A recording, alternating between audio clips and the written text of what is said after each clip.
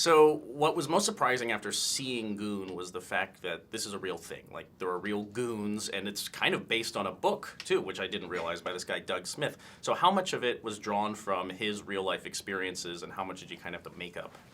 I mean, we kind of, our job was to take that book and distill his life and his career down to one sort of message, if there was one. And then we took that and put it on just steroids and went crazy with it.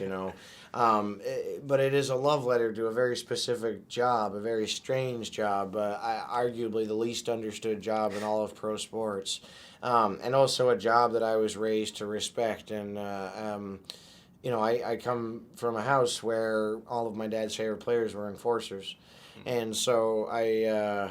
Believe it or not, regardless of how skinny I am, I was raised around that shit. You never played enforcer on a hockey team? Go figure.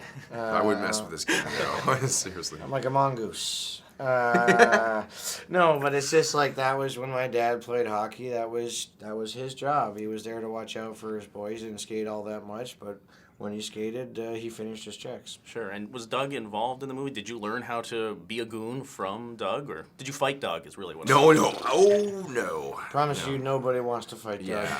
Doug, you saw the clips at the end of the movie, right? Oh yeah. Doug Smith's a big boy. So did you have to practice fighting? And I don't know if you come from a fighting background or not. No, I mean, I've done some fight training, but this was totally different.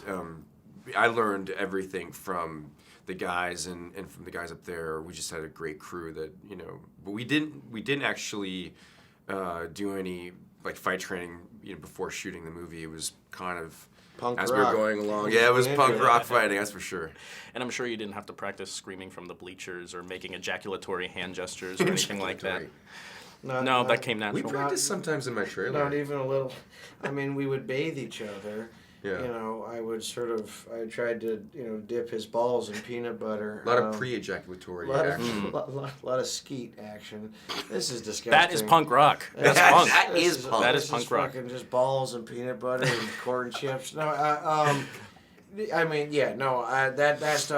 stuff came very easily to me, surprisingly. Well, it seems like you were surrounded by people you were very familiar with. You worked with Evan Goldberg, who you worked with before, and I know that Allison Pill is your fiance, and for some reason you wrote a part where she has to make out with Seann a lot. I don't know why that was a good idea. Well, I met her on this movie. Oh, gotcha. So it was pre... it was pre-engagement. Do you think I would really write a part for my fiance to make out with this kid? I don't need that. Terrible idea. You're the badass. But I'm the idiot. as a producer on the movie too, did you have a hand in kind of finding all these people to assemble? I like to think so. I mean, as the other producers. Sure. I was the one that found Douse, and he was somebody that I got on with. We're both Montrealers, and I got the script to him, and and I definitely inserted myself in a bunch of situations the whole time. I just, 5 years ago I wrote this thing. I care very deeply for it, so I wanted to help make it as good as I could. Sure. And, as Americans, or as I am an American, I'm kind of befuddled that hockey is not a bigger part of our culture because we love violence so much. Why do you think it hasn't taken off here? Why is it such a big thing in Canada? And how do we get it? How do we get it back? I think it seems to stem from, to me, I don't know. Us hosers have been scratching our heads for a generation trying to figure out why.